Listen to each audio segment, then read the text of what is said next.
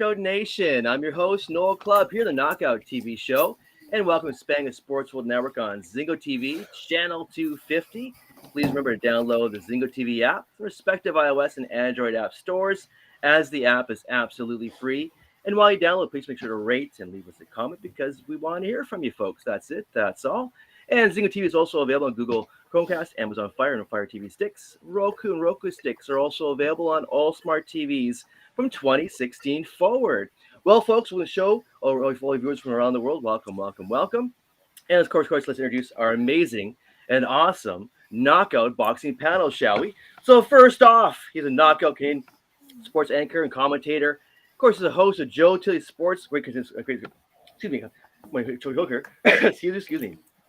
And of course, the host of Joe Till's Great Canadian Sports Show. Please welcome the one and the very only Mr. Joe Tilly to the show. Welcome, welcome, Hey guys, What's going on? Thank you, Noel. I'm honored to be on this esteemed panel today with some current and former greats, and show's going great. We got Brian Burke coming up this week, which is going to be fantastic, and Excellent. And our buddy Steve over there in the corner, he helped us hook up our next guest the following week, which is Ted Nolan. So things are going along well. Yeah. We had a judo star last week, so things are going good. So and the show's a lot of fun. I enjoy doing it. This is a great time for boxing. We've I had all my my picks on there and stuff like that. So we do a lot of boxing. I went to the fights last night in Brampton. Right. Knocked off a lot of the videos. Saw some really good fights there. It was a pretty impressive debut by Josh. We're going to talk about that later. But anyway, right. it was good night of boxing, and nice to see pro boxing live in Ontario again. It's beautiful. Yes. It's a wonderful thing. So true, right, guys? It's long overdue. So true, so true. And plus, the CPBC has their first show back too. We come back December 18th, I believe it is. They have a big show going on. Nova Scotia coming up. So yeah, good to see boxing's back alive in Ontario again, folks. Very good to see. Yeah. Well, good to see you, Joe. Thanks for joining us here on the show today. Thank you, sir. Glad to be here. Well, moving on, it's amazing, an awesome knockout panel. Next up, he is, of course, the NABA middleweight champion. He's a fight record of 16-1 and 10 KOs. Joins from his home in beautiful Montreal, Quebec. Please welcome the one and the only Patrice Vicious Volney to the show. Welcome, Patrice. How you doing? What's going on? I'm doing amazing, doing really great. It was a big month, a long camp. Now fight is over, so we're just relaxing. Already back in the gym to make sure we train and we focus, and we can work on a few things that has to be worked on. So back to normal life. Yeah. Well, let's talk about that fight. Because I mean, that fight, to me, like you just fought a fight just a couple weeks ago, and we all agreed. I mean, that was clearly the really robbery that took place there. You performed so well. You looked so good. It's like, what was your take on all that experience? I mean, it was a great experience, but what was your take on it? It was a great experience. It was an amazing experience. Without the result of the fight, the decision that they made, I think, and we learned a lot. We learned a lot. We went to Vegas, so I did all my camp because we don't want to get like jet lags or the environment, so everything. So we went the full 2 months. So we started training camp, 8 weeks of camp in Vegas, straight in Vegas. We got sparring, a lot of different style, a lot of people, every different people's style, every mentality style. I'm not trying to be no disrespectful, but there's a lot of people. There's a lot of character, there. So there's a lot of people. They're really cool. It's a boxing city, so you find boxing everywhere. The big thing is I don't find it so different in Vegas than Canada that much. We all fighter want to jump in the ring to fight. Everybody want to fight, so I find that we definitely have a good fighter here, and we're not that far in Canada. We're not that far as the world think. We're pretty close or very equal. Close. Mm-hmm. Yeah. So we have the quality. So we don't have really the quantity as far as this. I guess that's what you were trying to say there. It's right? Exactly. It's only the quantity. They have a lot of gym, a lot of fighter. We have probably less gym, less fighter, less people. Yeah, but less we do population. Yeah, develop exactly less population. We develop a lot of good boxers here, and if we're able to show the world that in Canadian boxer we belong there, so that'd be great and amazing. yeah, just like yourself, sir. Yeah, just like yourself. Yeah, thank Yep. you. Yeah. It Well, was hey, a nice fight. I congrats enjoyed on it. that fight, though. It makes Thank me you. I proud. appreciate it. Congratulations. Yeah, it makes very proud, man. So, Mhm. yeah, don't bring Thank your you. head down with that one. Absolutely, do not do that whatsoever. That's great. That was great. No, we learned so much, and I allowed myself to be mad in the ring 5 minutes. After 5 minutes, I cannot change the decision. The decision was made. Be mad for a long time will not change nothing. So all I can do is let's work on something. In next fight, we're gonna start the first round because I never expect this situation. I expect everything except a headbutt. You can expect losses, get hurt, injury, headbutt. That's the Exactly. first. The unforeseen. Yeah, the unforeseen for sure. Yep. We got to be ready for everything, and that's everybody who's watching now, start the first round. Start the first round. That's right. For the next one to come along, exactly. Yep, exactly. I was going to ask you, great outlook. Oh, sorry. Go ahead. Go ahead there. No, great outlook. Yeah. Thanks. That's a sign of a true champion right there. Is that outlet right there? That outlook right there. Exactly right. Exactly right. So I'm going to ask you, what's the one or two things you got to work on right now for the next fight, in your opinion, after the last experience? On this one, or for the future? For the future, so after the last fight here, moving forward, what would be the got to work on the most? You thought? I think the way people see slow starting fighters. I think we got to change a little bit that perception. A slow starter is not necessarily somebody who starts slow to fight. It's more the way you're looking, trying to see how the opponent react. But when you're not the main guy, you definitely have to start earlier. So I think in the future, that's a thing. Probably not trying to go hard and try to knock people out, but start faster, put the pace right away before. Like they said, the first thing you see is the first judgment you have. If they see him putting pressure, and is already the favorite, they might give him the advantage, and it's pretty hard to change people's minds once they see you. So I think start early is something we're gonna work on, something we knew, but we got a lot of thing happening at the event that I don't really talk now because we didn't have really time to warm up because the situation was a little bit weird. We respect everything, the promoter, everything, top rank, everything was amazing. But there's a few things that when you go outside, it's not like home. It's not like home. You got to get used to it, and you got to get used to it fast. Yeah. Patrice, would that be controlling the fight right from the beginning? Yeah, controlling the fight because you know the way people talk when you're fighting. Let's say he has 28 victory. They say 20 knockout. They say he's a puncher. Right. For sure, he's a puncher. But the idea of a puncher, I think, is different for everybody. Somebody might say he's a puncher, and for you, it's not a puncher. So once I realized that he was not that puncher, guard up, winky right style, and walk forward. But the idea of people telling you he's a puncher, might probably change your style and make you work more defensively than you used to. You're not gonna start like as fast as you want because you want to be like cautious a little bit. But I think the way people talk and see everybody is a puncher. I'm not gonna say, if you talk about Deontay Wilder, he's a puncher. We all know. We see. He touch you, you sleep. But people build records on punching and being a puncher depending who you're facing. So that's a big thing. Everybody's not a puncher for everybody. You got to be punched by that person to be able to say, hey, for me, was a puncher. But for me, Esquivel Flacao was not a puncher. He was a good boxer who was at the Olympic and was, for me, a better boxer as an amateur than a pro. Right. Yeah, I gotcha.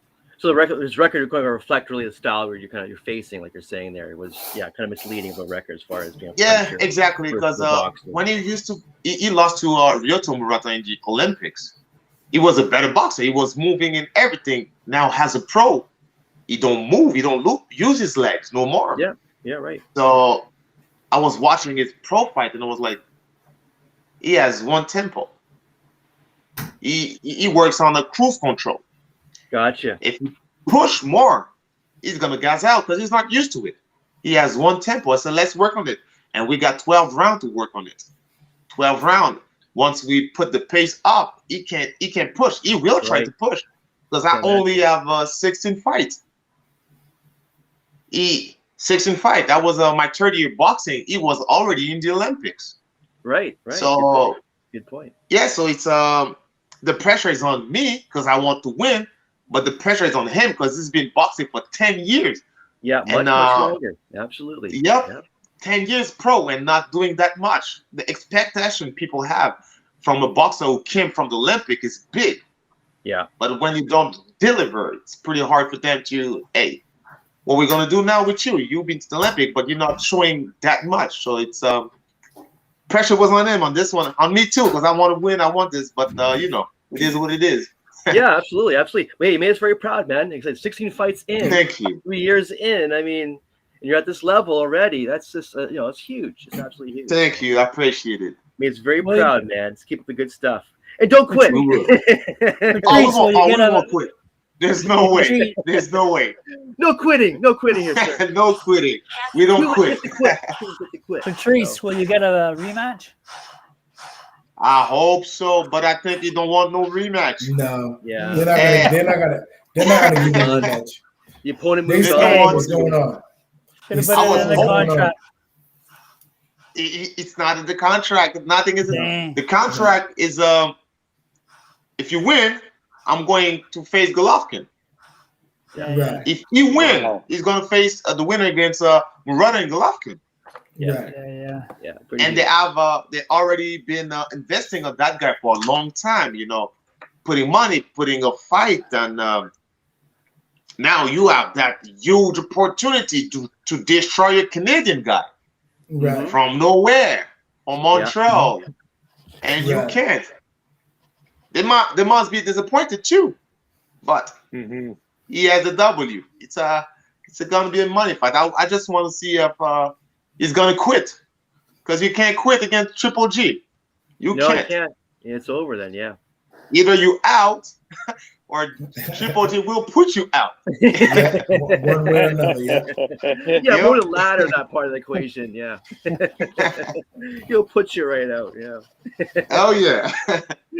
But I would say also, I mean, when we say that the guy wasn't a real big puncher, like you said before, it depends on the person he's punching and the person he's fighting. And you're displaying great defense. You're displaying a nice jab, nice movement. So if he did have real power, the problem that you presented to him, you were keeping him off balance. You were moving and you were rolling with the punches. So the bottom line is you did what you needed to do during the fight so that you wouldn't feel his heavy punches if he had heavy punches. And that's the best way to be. I mean, you'll be able to go on for another day and go on and do bigger and better things. And like I said, the mentality that you have is great. Just look at this. You were mad for the first 5 minutes, but now it's like you look at all the great things that you did in the fight and you realize that the fight was stopped a different type of way. So you know what? Some things happen like that, but you just got to go on. You know what I'm saying? So I'll be looking at you and looking for you. And I know a little bit more about you too. You know who my man is, right? Castillo Clayton. Yeah. Yes. That's my cousin. And when you were fighting, me and him was texting each other on what was going on during the fight. So we like the stuff that you were doing. Now, when you say that you want to start a little faster, when you throw a few more jabs, that's still like starting a little faster. Always keep your defense tight, like you had it tight. And if you want to start a little faster, make sure you throw a few more jabs, but we don't want to get crazy and get caught with something that we do not see. Yeah. And the thing that you did in that fight, you had your eyes open and you made sure and saw the punches that was coming at you, so it kept you safe. Thank you. Yeah. Thank you. Awesome. We're gonna work on it on a lot of few aspects for sure. We're coming back to this game. I don't think we didn't do no step back. We keep stepping forward. So yes, sir. Yeah, great. You do. Yeah. Well, hey, man, right on. Hey, before we get too carried away, go move on this panel here. Introduce you guys. Two more to go here. We're running out of time already. So moving on. Moving on to the amazing panel. He's a humble Canadian boxing treasure who held 6 provincial titles. He's an 8-time Canadian boxing champion. And of course, he was 96 bronze medals in the Commonwealth Games. And his quarterfinals 96 World Championships. Folks, please welcome the one and the very only Steve Beaupre to the show. Welcome, Steve. How you doing, sir? Oh, I'm doing good. Thanks for having me here. It's been an honor to be with these gentlemen. Yeah. Talking boxing. Yes, it's just hanging out with you too, man. Always an honor as well. Come on here. So yeah, other than that, just still working from home. Just trying to, I think I'm 18 months. 18 months now, yeah. Good, so something point. Like that. Working from home. I work in the area of mental health and addictions. Actually, I'm coming up on January 3rd. We'll be 30 years in the field. Wow. Wow. Congratulations on that one. I started at the treatment center up in Blind River, a native treatment center in Anishinaabe, not a Gamig substance abuse treatment center there. And I learned a lot. Every stop is it's a learning experience. You never stop learning. So yeah, and growing and trying to help our Indigenous people in in the area of addictions and mental health and substance abuse. So I just love the work I do. So yeah, you do amazing work, Steve. The amazing work is right. The amazing work. And again, that right attitude where it's like you never stop learning, no matter how old we get. You're always evolving, always learning. Again, it's wonderful. Much there with as well. And I think I got that from boxing, right? Because you never we never stop learning going into the ring, right? We're always learning, continuous learning, right? Absolutely. You think you know it all, you don't. Then you're in trouble at that point in time. Yeah, you're in trouble. That's it. It's like life. When you know it all, you're usually looking up from the canvas. Going, what the hell happened? What happened? I thought I knew it. Yeah, what happened? Yeah, it's 8 count. It's over. It's over already, man. You're done. Yeah. You're knocked out already. Exactly. Oh, okay. So, Steve, you know Ramy Downey pretty well, right?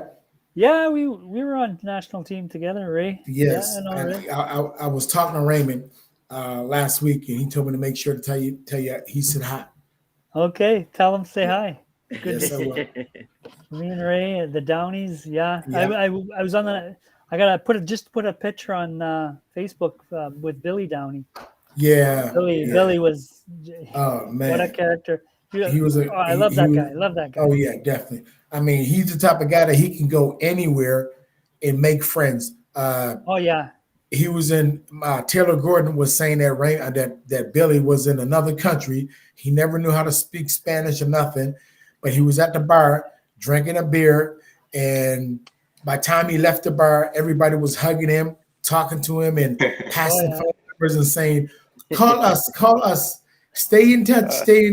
So Billy did that around the world, and also Billy was like that in Halifax, Nova Scotia too. So he was one of them type of guys that he was an excellent fighter, but he was an excellent a person outside the fight game also. I loved sparring with him because he was so quick and fast and got me working. Yeah. But yeah, he was a good guy. Yeah, very cool. Very cool. Well, hey, guys, one more person on the show before we get going, get rocking and rolling here. Mm-hmm. So he's a former Canadian heavyweight boxer from North Preston, Nova Scotia. In 2002, he's challenged for the WBA heavyweight title. He has a fight record of 37-2-1 and 27 KOs. Please welcome Kirk Chiron Johnson to the show. Welcome, sir. Good to see you. Good to see you guys too. It's an honor and a pleasure to be back on the show. And also my record is 37 wins, 2 losses, 1 draw, and 1 no decision. And I know a no decision really don't mean nothing, but I did fight and I did get paid for that one no decision. So Here's the one in there. Yeah, yeah. right. So it's 41 fights rather than 40 fights. You know what I'm saying? Yeah. Right on. How you been keeping, man? Good to see you. What's new? I'm good. You know, been busy with the kids, taking them to basketball. People told me that when you have kids, if you treat them the way you should treat them, and I got young kids. My kids are 16 and 11. And yeah, so they said if you treat them the way you should treat them and be around them the way you should, they're gonna take over your life. And you know what? Everything I do is for the kids first and me second, or rather me third. So, yeah, I hear you. But you know that comes last. That comes last. I wouldn't trade it for the world. You know, is what I do. I wouldn't trade it for the world. And I thank God that He put me in a position that I can do these things and I can be around my kids every day and every minute of the day and drive and be their unpaid taxi wherever they go and stuff like that. So, you know, I don't mind it at all. So I'm cool with it. Exactly, man. The labor of love, eh? Being a father, being a parent, the labor of love, eh? Wait till you guys got grandkids. Grandkids over here. Yeah, grandkids. I heard about it, but don't they say when you get grandkids, you get a break, such as when you're a grandparent. Oh yeah, you spoil the kids. Like, yeah, that's your break. Like you don't have to yell at them as much. You don't have to scold them as much. You can be the good guy now. I mean, being a parent, they say you got to kind of be the bad guy sometimes. But being a grandparent is like, take this, take that. You're the good guy. Yeah. You're always the good guy there. Yeah. Always a good guy. Yeah. Very cool. Very cool. Hey, guys. Finally, welcome to the show here. 20 minutes into the show. Right. Exactly. Yeah, so first off, I was just mentioning much earlier in the show about having live boxing back in Ontario again. It's fantastic news. And as Joel kind of touched on earlier, we had that live show in Brampton, Ontario last night at the CCA Center, which is very, very cool. It's presented by United Boxing Promotions. And congratulations to Joshua Fraser on his boxing debut. Yeah. Second round TKO. I was there last night. I made a few notes for to talk about that. Like, Fraser looked pretty good. I mean, you know, you guys are familiar with Fraser with Josh as an amateur. He did really well as an amateur, and you know, and he was going to fight for Jamaica at the Olympics, but he couldn't qualify for whatever reason. But so he said, "Hell with that! I'm going to turn pro." And of course, his dad was a decent pro too, Dwight, right? But you know what? He was fighting this kid from Mexico. Let me see. Argentina. Pablo Acosta, guy with 11 pro fights, and really, I mean, this was no contest. Josh just completely dominated it. Did you see the fights, Noel? I sure did. Yeah, I mean the height and the reach factor alone was pretty immense. Right. Yeah, he had you know, this kid had some like 16, 17 fights, something like that. He didn't have a great record, but that's, you know, it's tough in Ontario for a guy who's starting out their pro career, because the commission tends to be pretty tough on you if you've had a bit of an amateur career, right? They make you fight tougher guys. Like quite often, you know, in most places when you're a pro starting your pro career, you know, you can fight a guy who's 0-3, or you can fight a guy who's also making his pro debut, even regardless of your amateur career, because this, as we all know, it's a different sport when pro versus amateur.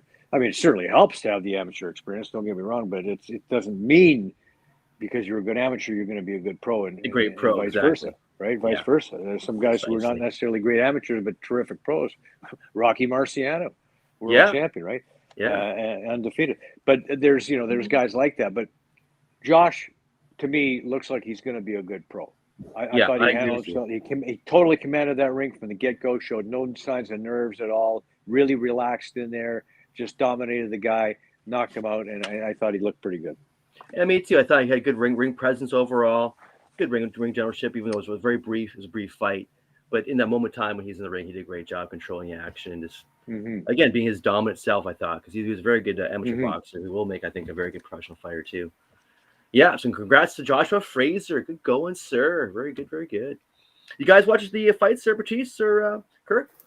I didn't catch him last night or the other night. Yeah, no problem. Yeah, I mean, it's hard. Sometimes it's hard to find these ones. Unfortunately, exactly. it's hard to find these fights sometimes. But Yeah, I mean, there's a couple other fights that you guys pretty hard on my side to find the fight too. It was really hard to find. Right. I don't think you'd have to go to probably United Boxing website to be able to watch it. That's correct. Yeah. Josh Wagner, he's got from Orangeville.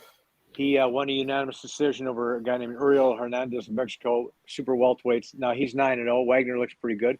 Not a real power puncher, I'd say, but solid, good boxer, and he's 9-0 now.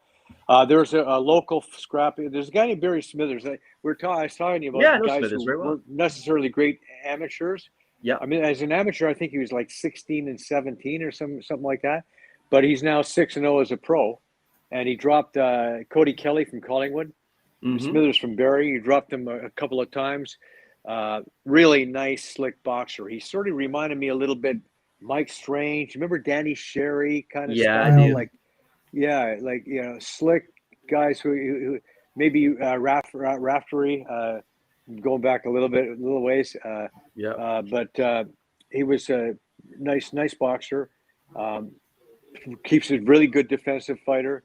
And again, not a guy with a lot of power, but I thought he was pretty impressive. And then in the main event, Saduk Singh Badi, the kid he's from Ajax now. Well, I think he's born in India. But he's 9-0 now. Lopsided decision. I was just waiting for him to stop that fight. But the guy who's fighting Juan Carlos Regosa, unfortunately, the guy he had the wrong shorts on. You notice that? How he was trying to adjust his shorts every 2 minutes? Right. It was like That's right. Really awkward pair of trunks. Yeah. It was kind of like, it looked like a skirt. And he spent the whole night trying to adjust his trunks. And of course, every time he was doing that, he's getting popped. But Singh, you could tell he's rusty. He hasn't fought for 2 years, as of most guys in Canada, right? So he's got a little bit of rust there. Patrice, you can relate to that, right? You got a little bit of ring rust when you haven't fought for a little while.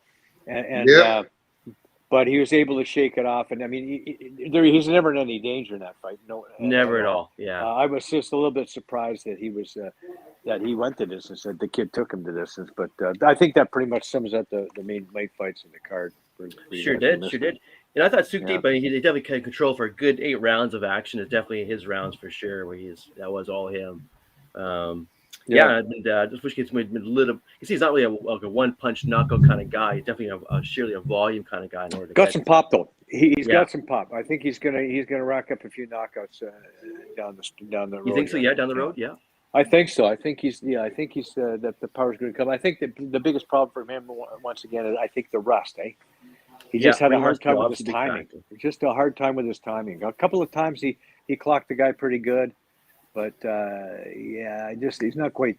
I think a couple more fights. If he can keep himself busy, over the next say 6 months, have a couple of fights, and I think you'll find a sharper, Sukdeep down the road. Yeah, I agree. I think he needs more work on his jab as well. But I agree with you. I totally agree with you. Good future for him. Good future for him moving forward. Mm-hmm. So we got a big fight coming on tonight there, guys, which is very rare. Sunday night fight going on, which is not very common. Not very common at all. So we got Gervonta Davis, 25-0, 24 in KOs, up against Isaac Cruz, 22 fights and 1 loss, 1 draw, 15 KOs on the Showtime pay-per-view network. Later on tonight, starting at 6 p.m. So, guys, what's your take on this? What's your predictions of tonight's matchup of Davis versus Cruz? What's your thoughts? What's your insights? I want to hear what Kyron on my side. I see. What's Kyron got to say? David has power, and this is something. Sure does. He probably walked my weight out of camp. He probably walked my weight. That's for sure. He's a big one. Puncher. Pretty fast. I find he's a pretty fast hand, and it's game. So I don't. That fight's gonna be somebody. Cruz gonna get knocked out. Yeah.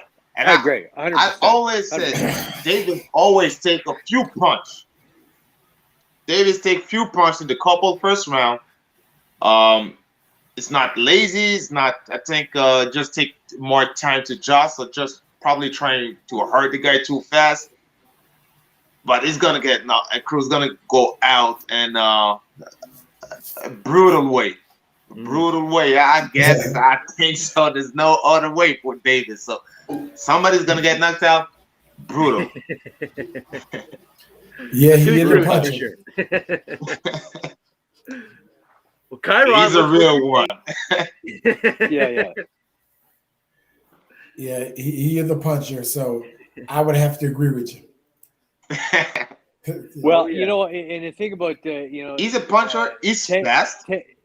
Tank hits like a tank, right? Like, and I Yeah, agree with you. he He's does. going to get caught. He's going to get caught coming in the early rounds. But once he starts to find his range, man, those uppercuts that he's been throwing, that left uppercut is devastating. He's put so many guys out that way, and he's got that kind of they call it the corkscrew. It's kind of an uppercut left hook combination, Right. Yeah. Like, you know, and he kind of screws it into the guy. Mhm. I'm telling you, he has such power. You know, he's always going to give up, you know, reach advantage every fight he ever has. Yeah. But you know what? He gets inside and he just damages people, right? He just both hands, boom. I mean, but particularly that left uppercut is his lethal. go-to punch. It is lethal. Both and fast. He has a great chin. He's able to take those punches Oh, that's easy. great. He's not afraid. Yeah. Yeah. And he has decent defense also. Yeah. Right. And he can do it both ways. He can go to your body and take you out. Yeah. The last Right. fight. And also take you out with the head. We saw that too. So it's going to be a difficult fight for his opponent. Agreed. Yep. Every fight, Davis was more in a emergency mode. Like, let's say Santa Cruz probably losing the first couple round, and next fight losing the couple round. You have a few guys. You might said, "Hey man, you're losing the fight. You got to knock him out." They put that pressure for a minute to 10 second, 30 second. Davis will try to knock you out non-stop, and he will land a punch. And that's a big thing. He will. Once he land one punch, and he mostly land it to the body, like you said, with the uppercut, something to the body, it's over. You're not going to recover for nothing. He has that instinct, that finisher instinct. He's 110% on that. Special. He uses it. Nobody in that weight class can match him for power. Nobody can come close. No. He's you know, that guy's devastating power. Devastating power. Yeah, he's a small Deontay Wilder. Yup. With that type of power, you know what I'm saying? With more technique. Yeah. I like that. Way more technique. You're right. Yeah. Deontay doesn't throw those uppercuts. Way more. He doesn't. Deontay comes at you like with the big looping hooks. Right. And, Wilder. Right hand, but I mean, Davis is real nice and little compact. Like, boom inside, boom, man. I mean, he's super skillful. Yeah. Super fast. Which makes him more dangerous because it's so well hidden, right? He's so well hidden, can compact. So he goes expand off that contracted, stance. It's just way more dangerous. You can't see it coming. Can't see it coming. You know what type of boxer I think Davis will have and face a lot of trouble. I think is with anybody who's constant. Everybody who keep that tempo high. Let's say, Lomachenko. you see, probably like when Gombolov facing him, Lomachenko, smaller. I don't think, but it's forget about the power. But Lomachenko skills wise, David would take punch, speeds, the technique, and I don't know when the last time I see Davis face a southpaw. It's been a long time. If I don't get it wrong, it's been a long time. He didn't face no southpaw. Nobody's height, always taller because he's not that tall guy. So anybody I think who moves well and constantly will give him a lot of trouble. And I think we will see pretty soon with those young boxer coming up. And who's the number one in this division? But David, he has the power today. He won't lose it. So he's the king now, still. I just try to think about the two guys last night, Haney and was it Cruz Jr.? Right. Cruz Jr. was a southpaw, and Haney did a good job of keeping his left foot inside of his lead foot, and he did a good job of boxing. But both of those guys got hit a lot. And I'm thinking to myself last night watching those two guys, thinking about either of those guys fighting Tank, and leaving their chin exposed the way those guys did. I'm thinking, it's not gonna go well for these two guys against a guy like Tank. Yeah, because they'll both those guys will take a shot. Yeah, but they can't land like Tank does. Do you think? Well put. With that, but do you think with David Haney jabs, because David Haney jabs is a weapon. Is a weapon. He's tall. His reach is amazing for his division. Can David get that close? Can he land that much? And I don't think Haney have a perfect chin, because Linares showed it that with a little bit of explosion, he might be shaky. He's not a puncher, but with the jab, Davis will have a lot of problem with that jab in the distance. So, but like you said, it did take punch. If it was David, he'd be out. That's for sure. Right. Mm-hmm. Yeah. Davis lands those punches that Cruz landed on Haney. He's going down. Yeah. Well put, guys. Yeah. It's lights out for sure. Yeah. I mean, Haney's. Oh, go ahead there. Go ahead there. No, but at the same time we say that, I mean, we can talk about him getting hit. Davis is a great puncher, which is true. But let's not forget that style make fights. Joe Frazier gave Muhammad Ali one of his hardest fights ever. They fought 3 times. Ken Norton beat Ali 2 or 3 times as far as I'm concerned. Broke his jaw. Exactly. And Ali did not have the style to really dominate those guys. But look what George Foreman did to Joe Frazier. And look what George Foreman did to Norton. Ken Norton. And then turns around, look what Ali did to him. So style make fights. And we know that, you know what I'm saying? Yeah. So 100%. Yeah. Agreed. And strategy, style make fights, strategy make fights, and situation make fights. I don't want to make no excuse, but certain situation that a fighter is in and whatever their training situation is or their health situation in, that also has something to do with how you go into a fight also. But the public will never really know what that, but us as boxers, we know what that. Yeah.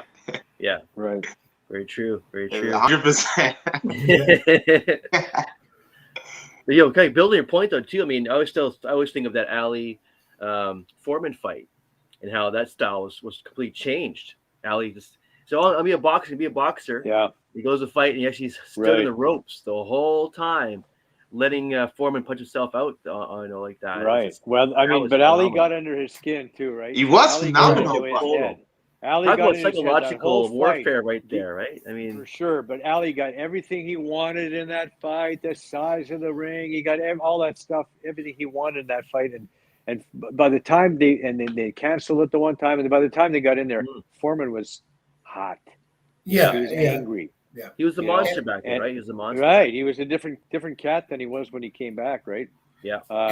And Ali was in his head, just like remember when Roberto Duran beat Leonard the first time. Leonard, there you go. Duran was in Leonard's head, man. Duran was in Leonard's head. Yeah. That's right. Leonard's a better boxer. Leonard's a harder puncher. Leonard's everything. 100%. Leonard should never lose to Roberto Duran, but Duran was in his head when they fought Montreal. 100%. He beat him before they got in the ring.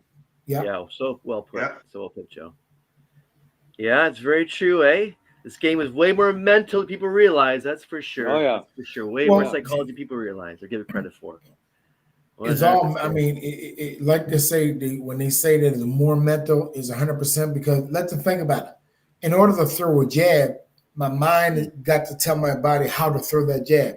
In order to move left or right, my mind has to tell me how to move left or right or duck at the same time. So if my mental capacity, my mind is not telling me to do that, I'm not able to do it. You know what I'm saying? So when you're in a good mood, in a good situation, a lot of times you can fight the way that you wanted to fight. Like you, Patrice, when you fought the other night, it seemed like you were in a good frame of mind. Yeah. I thought so. Yeah, exactly. He was, there's a lot of thing like people say, hey, you're a tall boxer.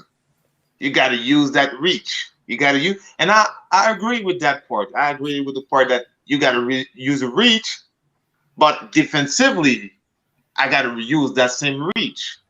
There's no boxer who has long arms like me. If you find another one, hey, there's not that much. I got this style, Winky right style, defensively Winky right style. So it was pretty good for me. So using that reach at the situation, that jab was working at the beginning.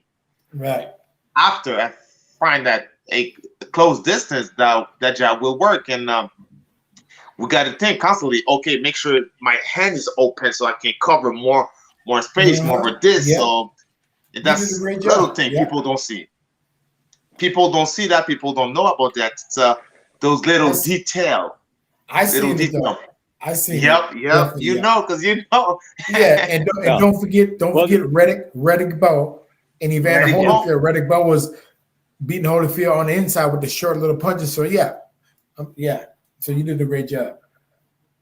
Right, and that's I've been checking fight, that right? Styles make fight case.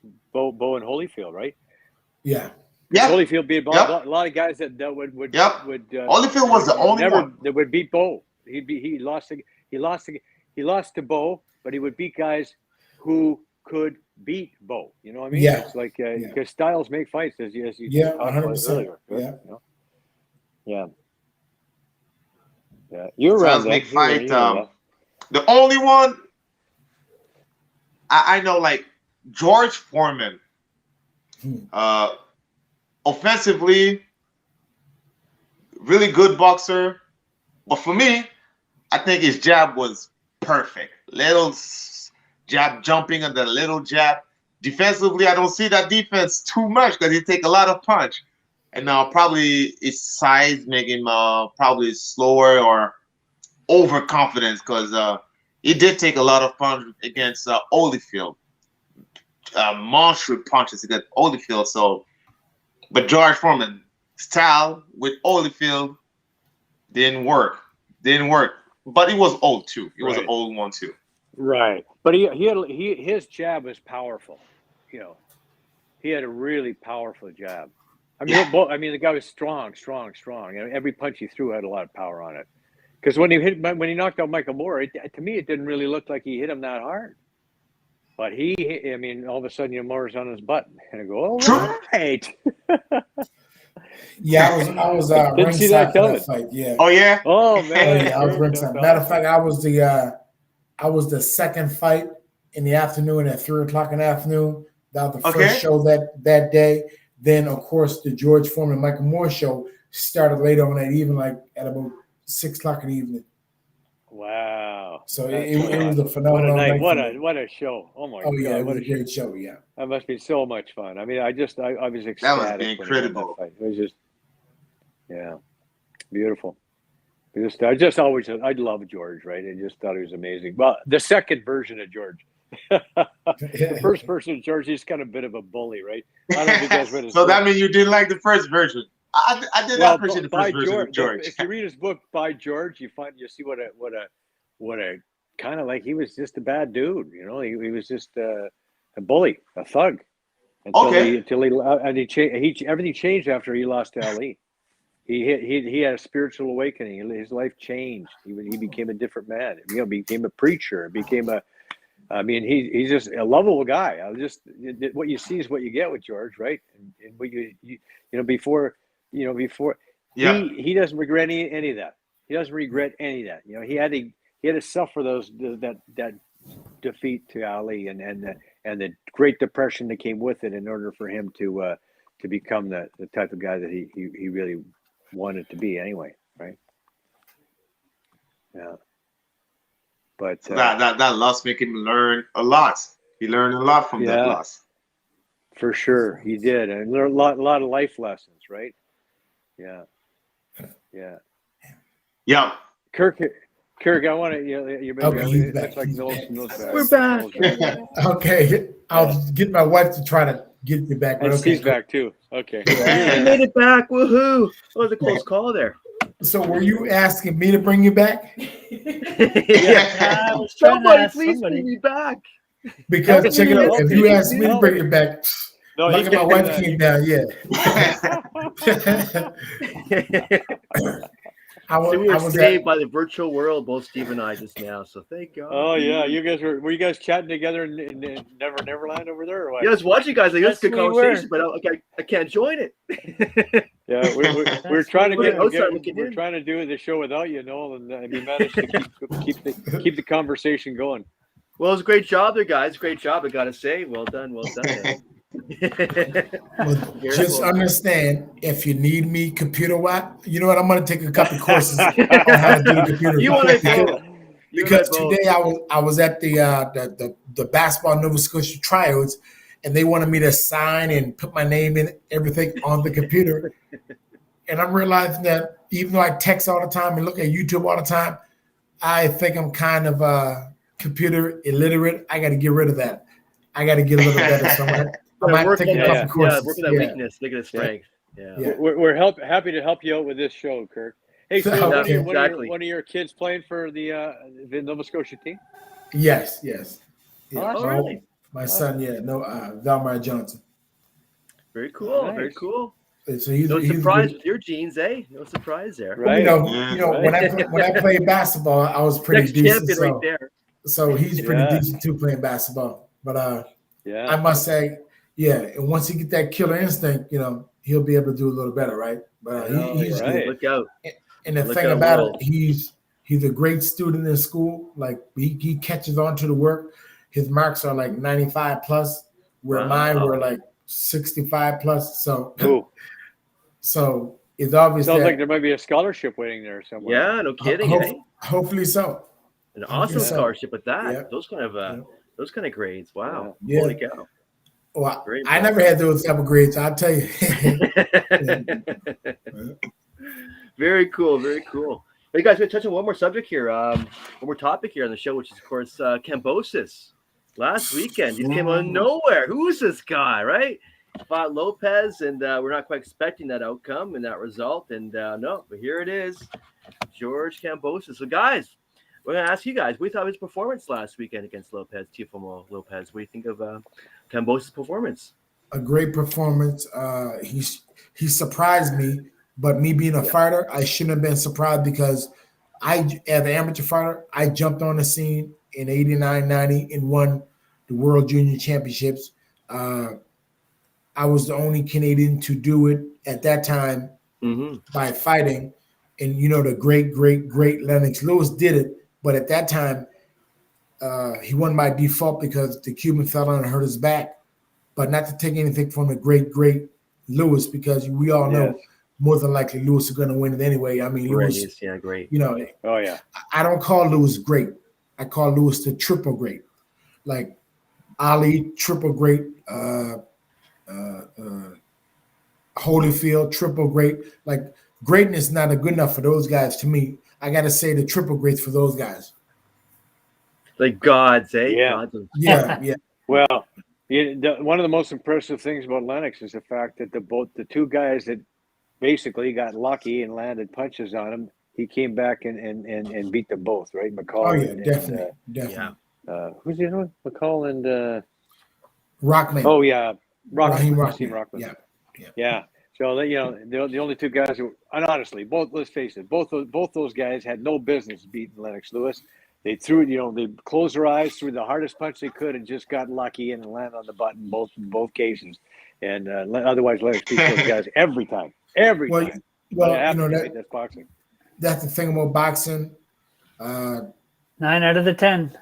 And we got to say that luck got a lot to do with life. Okay, not to say that Rocky Marciano was lucky when he fought. What's the guy who won the world title from? Walcott. Walcott. Jersey Joe. But Walcott was. They say Walcott was winning every round, right? Mm-hmm. Yeah. Right. And that's what that one right hand. But then again, that right hand was so everywhere. That right hand was so nice that you can't even say that was a lucky right hand because it seemed like he placed it in the right spot. You know what I mean? His face is distorted, right? Exactly. That shot of that man right. It's iconic. It's one of the great boxing photos of all time. Yeah, so iconic. And Jersey Joe Walcott shot too, where it's like that smushed look. Yeah. So when it comes to boxing, you have to have. Go ahead. Right. Well, remember the guy. Remember the guy from the East Coast who fought Archie Moore Oh yeah, yeah. and was yeah. beating him completely. Had the fight won, and then Moore clocked him. Same kind of thing, right? Yeah, I can't well remember his put. name. Guy from the East Coast somewhere. Kirk, you remember that guy? Do you know who I'm talking about? He fought Archie Moore, light heavyweight. And he dropped Archie wanna Moore, say- what, 3 or 4 times? Yeah, and he's winning the fight. And Yeah, I know who you're talking about. Yeah, he had the exactly. fight won. Moore. The Yeah. only way Moore could win that fight was to knock him out. I By think knockout, 14th round, something like that. He knocked him Yeah. out. Yeah. Pretty huge, eh? I want to Have say that like a resume. fisherman from the East Coast. Yeah. No, Who it was this really was guy? literally a guy who worked as a fisherman, I believe. Exactly. Yeah, I so forget his wild. name, but I remember though. Yeah. Yeah. Just have it in your resume. You knocked out Archie Moore. It's yeah. But Pretty the Somebody fight nice. watching last, the show's got the name right now, but yeah. but the fight last Just week not is coming. surprising. I can't lie. I mean, it's one of those things of me. Styles. No, yeah, Styles. Yeah. Yeah. I We knew. were talking about that. I knew Teofimo was gonna win, but you saw what happened. Bottom line. So this can happen every fight. Like Absolutely that's can. Yeah. like with Tank this week. We're saying that Tank is gonna win tonight, but you know And Big what, Cruz. man? You If never Tank don't win tonight, Patrice, me and you Yeah. both of us gonna be liars. Oh yeah. Yeah. We're all gonna be liars, man. We're Yeah. all gonna be liars. I thought Lopez was about to put Kombasos out. Yeah, His last fight was Lomachenko. Right. Kombasos fight was I don't know I even forgot the guy's name. I didn't know who was the wrist mate was in favor of Lopez. Yeah. But that's right. Hadn't once fought anybody. I saw hadn't fought anybody Lopez like that. starting, tried to knock him out. But Lopez was Yep. overconfident. That I mean, didn't help. He was It didn't help in the corner. To me, he got cocky. He just Too was confident, gonna yeah. walk through this Yeah. guy and knock him out, Right. knock him senseless. I mean, I just beat Lomachenko. I'm gonna bring a walk through this Yeah. guy, right? right. Yeah. But at the same But time, Kambosos could box, man. He can box. right. Drew can box. Yeah. But at the same time, you know, But- say if you went into a fight and you're overconfident, right? Mm-hmm. Yeah. After 2 or 3 rounds, if you were overconfident, now that you fought 2 or 3 hard rounds, now your mind is back to what it needs to be. But Yes. now you switch back to what it needs to be, even though you're the way you should be. The guy is still giving you a hell of a fight. And that's what he did. He gave him a hell of a fight, and it was a rough fight. He countered everything. He came back strong. He fought in spots. He moved in spots. He surprised me. I can't lie. But like I said, as a fighter, I shouldn't be surprised because that's the way what happens in fighting. But I was surprised though. Yeah. They were all surprised. Me Really. too. He's got to 100%. come Big back though surprise. too.